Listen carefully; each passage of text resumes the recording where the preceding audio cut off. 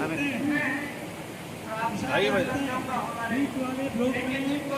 इस समय उदयपुर में 108 कुंडी यज्ञ हो रहा है, उसके प्रांगण में खड़े हुए यज्ञ का क्रिया पक्ष जहाँ एक तरफ देखने को मिल रहा है, हजारों लोगों ने आहुतियां दी है, वहीं दूसरा जो पक्ष है वो इसका विज्ञान पक्ष है। नई पीढ़ी के मन में बहुत सारे प्रश्न होते हैं जो इसके तथ्य, तर्क और प्रमाण के आधार पर होते हैं, और उसी संदर्भ में गायत्री परिवार के माध्यम से परम पूज्य गुरुदेव वेदमूर्ति तपोनिष्ठ पंडित श्री राम शर्मा आचार्य जी ने उस विज्ञान पक्ष को महत्व देते हुए यज्ञ के माध्यम से तन मन हमारे शरीर पर, वातावरण पर होने वाले प्रभाव के ऊपर किस प्रकार का सकारात्मक प्रभाव हो रहा है, क्या क्या परिवर्तन हो रहे हैं, उसके संदर्भ में एक बड़ी शोधशाला स्थापित की। देव संस्कृति विश्वविद्यालय के माध्यम से यज्ञ के विभिन्न प्रकल्पों के ऊपर वो शोध हो रही है। हम यहाँ से उस यज्ञ की इस ज्ञान विज्ञान को समझने का प्रयास करते हैं जो डिवाइन इंडिया यूथ एसोसिएशन के माध्यम से लोगों तक पहुँचाई जा रही है। हम यहाँ से प्रारंभ करते हैं। देव संस्कृति के निर्माता कहा जाता है, यज्ञ को पिता और गायत्री को माता कहा जाता है। यज्ञ पिता क्यों है? क्योंकि हम जब देव संस्कृति की बात करते हैं तो उसका उद्देश्य है सद्ज्ञान और सत्कर्म, मनुष्य में देवत्व हो और धरती पर स्वर्ग का अवतरण हो, और वो इन दोनों के माध्यम से कैसे हो सकता है। अगर हम यज्ञ के प्रयोजन की बात करेंगे तो हमको धीरे धीरे करके समझ में आए। यज्ञ के प्रयोजन को अलग अलग पार्ट में डिवाइड करें। जो मैं कह रहा था कि वो स्थूल शरीर, हमारा सूक्ष्म शरीर और हमारा कारण शरीर, तीनों को प्रभावित करता है। आध्यात्मिक प्रयोजनों की अगर बात करेंगे तो तीर्थों की स्थापना, सुसंस्कारिता, ये उसका दर्शन है। दूसरा है उसका सूक्ष्म वातावरण की शुद्धि, जो वातावरण में होने वाले परिवर्तन है उसका प्रमुख कारण यज्ञ को माना जा सकता है। तीसरा है हमारे स्वास्थ्य का संवर्धन और प्रकृति का पोषण।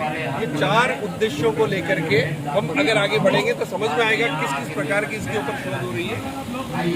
परम श्रद्धेय डॉक्टर प्रणव पंड्या जी को आप यहाँ पे देख सकते हैं, जिसने ब्रह्मवर्ष शोध संस्थान की स्थापना की, जहाँ से पूरे विश्व में यज्ञ के ऊपर होने वाले विभिन्न प्रयोगों को पहुंचाया जा रहा है। विभिन्न जर्नल्स में आर्टिकल्स पब्लिश होते हैं। अंतर्राष्ट्रीय स्तर पर पिछले 40 वर्षों से गहन अनुसंधान यज्ञ के ऊपर चल रहा है।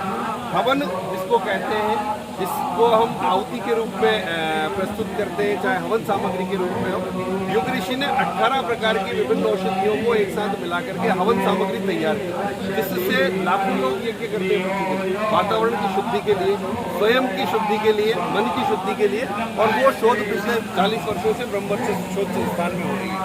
ये जो मैं बात कर रहा था औषधीय हवन सामग्री, 18 प्रकार की औषधियों को ऋषि ने लेकर के हवन सामग्री बनाई, और उसके आधार पर क्या क्या परिवर्तन हो रहे हैं। तो उस परिवर्तन का जो आधार है हमारा, वो यज्ञ चिकित्सा है। जब हम चिकित्सा की बात करते हैं तो डॉक्टर विभिन्न प्रकार से मेडिसिन देता है।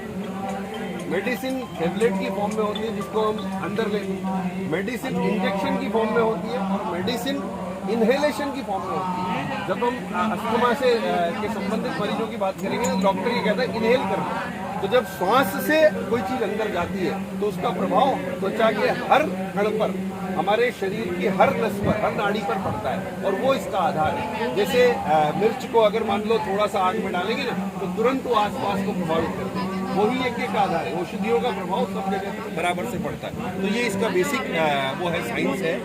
हम जब यज्ञ चिकित्सा की बात करते हैं तो किस प्रकार से काम करते हैं, एक है जो हमारे नेगेटिविटी को आजकल वातावरण में हम देख रहे हैं उसको जनरेट करती है। वो क्या है? तो आंतरिक प्रदूषण। अगर हमारे विचार विकृत होंगे, अगर हमारे विचार प्रदूषित होंगे तो वो हमारे अंदर नेगेटिविटी पैदा करेंगे, और अगर वो विचार हमारे शुद्ध हो गए तो पॉजिटिविटी पैदा करते हैं। तो यज्ञ के माध्यम से वो सकारात्मक ऊर्जा किस प्रकार से जनरेट होती है वो यहाँ पर आप देख सकते हैं, और उसका आधार यही है। सूक्ष्मीकृत औषधियाँ जब अंदर जाती है तो वो तन को भी प्रभावित करती है, मन को भी प्रभावित करती है, हमारे धीरे धीरे परिवर्तन अनुभव करते हैं। और ऐसा नहीं है कि ये परिवर्तन केवल दर्शन है, ये परिवर्तन केवल किताबों में लिखने वाले।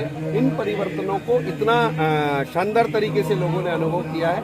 शांति कुंज जो गायत्री परिवार का हेडक्वार्टर है, वहाँ पर विगत 50 वर्षों से लगातार लोक कल्याण के लिए यज्ञ हो रहा है। ऐसा कहा जाता है कि 30 वर्षों से अगर किसी एक स्थान पर यज्ञ हो तो वो तीर्थ बन जाता है, तो तीर्थ स्थल है जहाँ पर। और वहाँ से होने वाले यज्ञों में लोगों ने त्वचा संबंधी रोग, ये तो बाहरी रोग है इनकी बात कर रहे हैं, श्वास संबंधी रोग, इनके ऊपर जबरदस्त परिवर्तन महसूस किया है। और वही परिवर्तन हम यहाँ पे इसमें देख सकते हैं। इसकी सामर्थ्य की जब बात कर रहे हैं तो जो भी हम बात कर रहे हैं, नासिका के द्वारा जब औषधि ग्रहण की जाती है तो वो शरीर के हर तंतु को प्रभावित करती है, और और उसका सकारात्मक प्रभाव हम लोगों को देखने को मिलता है।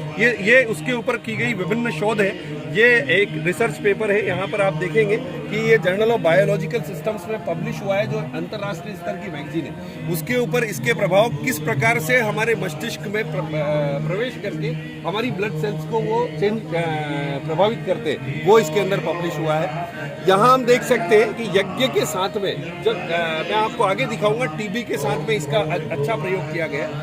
युग ऋषि ने मंत्र विज्ञान को यज्ञ के साथ में जोड़ करके एक आध्यात्मिक प्रयोग स्थापित किया, जो पूरे विश्व में आज हम यहाँ पर भी देख रहे हैं कि 108 कुंडी यज्ञ है। केवल ऐसा नहीं है कि लोग आकर के सामग्री डाल देते, मंत्र है, उसके पीछे का विज्ञान है, वो कैसे प्रभावित करता है वो यहाँ देख सकते हैं आप। शब्द है, ताप है और प्रकाश है, इन तीनों की जब संयुक्त शक्ति होती है तो वो पूरे वातावरण को प्रभावित करती है, और वो प्रभाव हम यहाँ पे देख सकते हैं।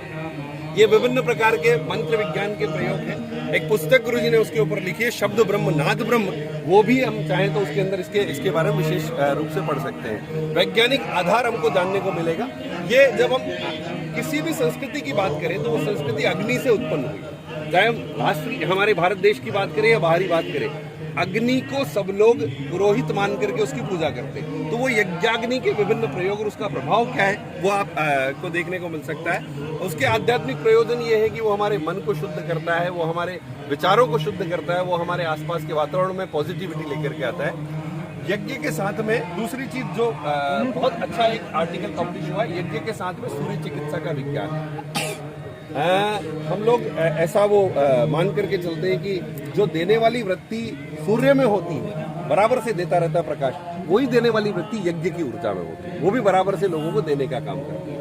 तो वो किस प्रकार काम करती है वो इसके अंदर, इस आर्टिकल के अंदर पब्लिश किया गया है। ये सारे साइंटिफिक है, पूरा का पूरा वैज्ञानिक है, जिसको अंतर्राष्ट्रीय स्तर पर प्रतिपादित किया, पब्लिश किया गया है। ये भी वही यज्ञ के माध्यम से किस प्रकार से हमारी इंटरनल सेल्स जो प्रभावित होती है उसके बारे में ये दिया गया है। और ये बताया गया कि ऋषियों ने यज्ञ को केवल स्वाहा के लिए नहीं, उसको वैज्ञानिक पद्धति के रूप में अपनाया भी था। हमारे रिसर्चर्स हुआ करते थे और उन्होंने उसी तरीके से उसको दिया भी है, जो कि आज वर्तमान समय में देव संस्कृत विश्वविद्यालय के माध्यम से चल रहा है। इसकी बुक्स वगैरह है, ये यहाँ पर भी रखी हुई है और बुक्स वगैरह आपको साहित्य स्टॉल पर भी मिल जाएगी। ये इसमें आपको देखने को मिलेगा कि ऐसे प्रयोग किए गए कि जो कृषि हम करते हैं, खेती हम करते हैं, वहाँ खेती के स्थान पर लोगों ने यज्ञ की इस अग्नि को, यज्ञ की भस्म को जब वहां पे डाला तो उससे होने वाले प्रभावों को महसूस किया कि वो सकारात्मक प्रभाव हुए। कृषि में भी, वातावरण में भी, संपूर्ण जगत में होने वाले एक ऐसी पैथी जिसके माध्यम से तन मन हमारा शुद्ध होता है, वातावरण भी परिष्कृत होता है, कृषि भी प्रभावित होती है, वो यज्ञ है वास्तव में। पर्यावरण वायुमंडल की शुद्धि के लिए यज्ञ धूम्र से, ये जो देख रहे हैं ना, ये बहुत महत्वपूर्ण है कि ऐसा लोग कहते थे कि यज्ञ से उत्पन्न होने वाला धुआं ये भी तो पर्यावरण को पोल्यूट करता होगा। इसी निमित्त शोध की गई और उसमें यह पब्लिश किया गया कि यज्ञ धूम्र से वायुमंडल के रोगाणु जीवाणु नष्ट हो जाते हैं। ये केवल कहने की बात नहीं, ये इंटरनेशनल जर्नल्स में पब्लिश हुआ है और ये सिद्ध किया, प्रतिपादित किया है कि ये वास्तव में नष्ट हो जाते हैं। कार्बन मोनोऑक्साइड में कमी आती है, कार्बन डाइऑक्साइड में कमी आती है। जब हम यज्ञ की आगे इसके ज्ञान विज्ञान की बात करेंगे ना, तो ये देखिए, ये जो मैं बात कर रहा था वो यहाँ पर है। PM 2.5, PM 10, CO2 जो अभी हम वर्तमान में देख रहे हैं ना, टीवी पे बहुत सारी खबर आती है कि पोल्यूशन का लेवल इतना ज़्यादा हो गया है, दिल्ली में पोल्यूशन इतना ज़्यादा, NCR में पोल्यूशन इतना। यहाँ पे देखेंगे कि यज्ञ के बाद में ये देखें, शुरुआत में धुआं उठता है, थोड़ा सा लेवल बढ़ता है, पर बाद में ये कम होता हुआ चला जाता है और ये प्रभाव हमको वायुमंडल में देखने को मिलता है। और ये केवल कहने वाली स्टडी नहीं है, ये इंटरनेशनल जर्नल्स में पब्लिश हो चुकी स्टडीज है, जिनको वैज्ञानिक लोग पढ़ करके उनके ऊपर होने वाले प्रभावों को लिखते हैं और पब्लिश करते हैं। ये मनोरोगों की चिकित्सा, वर्तमान की सबसे बड़ी समस्या अवसाद, चिंता, डिप्रेशन, उसके ऊपर यज्ञ क्या जबरदस्त कार्य करता है। तो ये देखेंगे तो ये परिणाम है, उसके जो स्टडी है उसके ये परिणाम है। चिंता और अवसाद में कमी आती है, भावनात्मक स्थिरता में वृद्धि होती है, इमोशनल बैलेंस बनता है, आदमी जल्दी से क्रोधित नहीं होता, जल्दी से खुश नहीं हो जाता, उसमें इमोशनल स्टेबिलिटी आती है।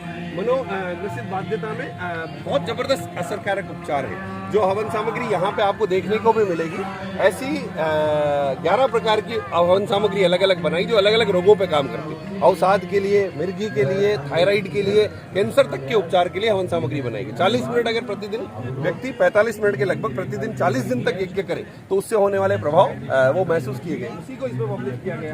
ये वो मानसिक रोगों की चिकित्सा के ऊपर की गई स्टडी है जो यहाँ पर पब्लिश की गई है। ये केस स्टडी है कि किसी व्यक्ति की उम्र, जिनकी लगभग 65 वर्ष की उम्र थी, उन्होंने 3 साल तक लगातार 8 से 10 बार मिर्गी के दौरे पड़ते थे और वो हवन सामग्री को काम में लेने के बाद में इन्होंने खुद जो महसूस किया वो लिखा गया है इसमें।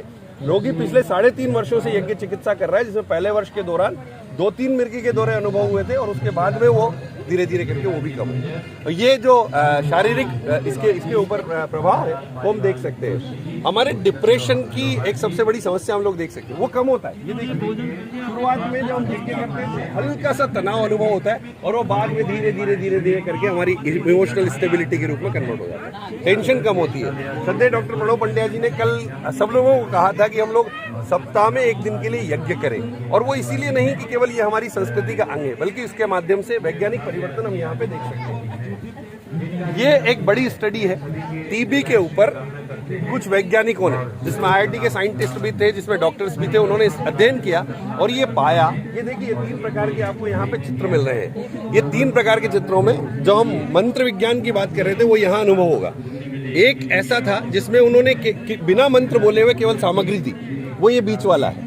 एक वो जिसमें उसको कोई उपचार नहीं दिया गया, और एक वो जिसमें उपचार दिया गया, जिसमें सामग्री भी थी, मंत्र भी थे। तो उसकी देखिए आप यहाँ पे यज्ञ धूम्र से उपचार में जो कमी आई है वो इतनी है, और जब कोई उपचार नहीं था 0%। जब केवल सामग्री से बिना मंत्र के दिया गया तब भी उसमें कमी आई, पर वो कमी इतनी। तो ये जो हम कॉम्बिनेशन की बात करते हैं ना, कि मंत्र के साथ में यज्ञ जब करते हैं तो उसके कारण ये कैंसर के ऊपर उपचार दिखाया गया है। इसके अंदर सेल्स के ऊपर बहुत जबरदस्त प्रभाव ये इसलिए करता है क्योंकि जब हम इनहेल करते हैं, जब हम नासिका के द्वारा किसी सामग्री को ग्रहण करते हैं तो वो शरीर के हर अंग में जाती है और वो हर सेल को प्रभावित करती है, और वो प्रभाव केवल पॉजिटिव होता है। वात रोग की चिकित्सा ये बड़ी समस्या है आजकल, जोड़ों में दर्द हर किसी के होता है। तो ये वात रोग के ऊपर यज्ञ की जो चिकित्सा है उस पद्धति को उन्होंने इस तरीके से दिया कि आप हवन सामग्री के साथ में 45 मिनट यज्ञ करें। वो 45 मिनट में पहले 20 मिनट में आहुतियां हो जाएगी मंत्र के साथ, और 15 से 20 मिनट उसको प्राणायाम के साथ में इनहेल करें। उससे ये सारी समस्याएं हमारी दूर होती हुई नजर आएंगी। तो ये वात रोग के ऊपर किया हुआ ये अध्ययन जो है ये PhD थीसिस है, वो PhD के रूप में पब्लिश की गई थी। इसी प्रकार से ये थायराइड रोग से बहुत जबरदस्त इसके परिणाम सामने आए हैं। थायराइड को मुक्ति करने के ये यज्ञ असरकारक है। डायबिटीज में भी बहुत असरकारक है, इसके लिए अलग से हवन सामग्री देव संस्कृत विश्वविद्यालय में बनाई गई। डायबिटीज के ऊपर भी ये इसका जो असर है वो आप यहाँ पे देख सकते हैं। यज्ञ करने के पहले और यज्ञ करने के बाद जो आया हुआ बदलाव है वो यहाँ पर लिखा हुआ है। ये इसी प्रकार से जो मैं बात कर रहा था कि किस प्रकार की यज्ञ चिकित्सा करें, 40 दिन तक अगर व्यक्ति जो औषधि हवन सामग्री है उसको गाय के शुद्ध घी के साथ में अगर प्रयोग करके और यज्ञ करता है तो उसके जीवन में निश्चित रूप से उसका परिवर्तन अनुभव होता है। गायत्री परिवार के माध्यम से जो प्रयास चल रहे हैं उसमें आप देखेंगे, जो हम ब्रह्मचर्य शोध संस्थान की बात कर रहे थे 1976 में डॉक्टर प्रणव पंड्या जी के माध्यम से श्रद्धेय प्रणव पंड्या जी के माध्यम से स्थापना हुई। परम पूज्य गुरुदेव के निर्देशन में उन्होंने पूरा यज्ञ के ऊपर क्या क्या अनुसंधान हो सकते हैं, गायत्री मंत्र के होने वाले प्रभाव क्या हो सकते हैं, उसके ऊपर ये स्टडी किया।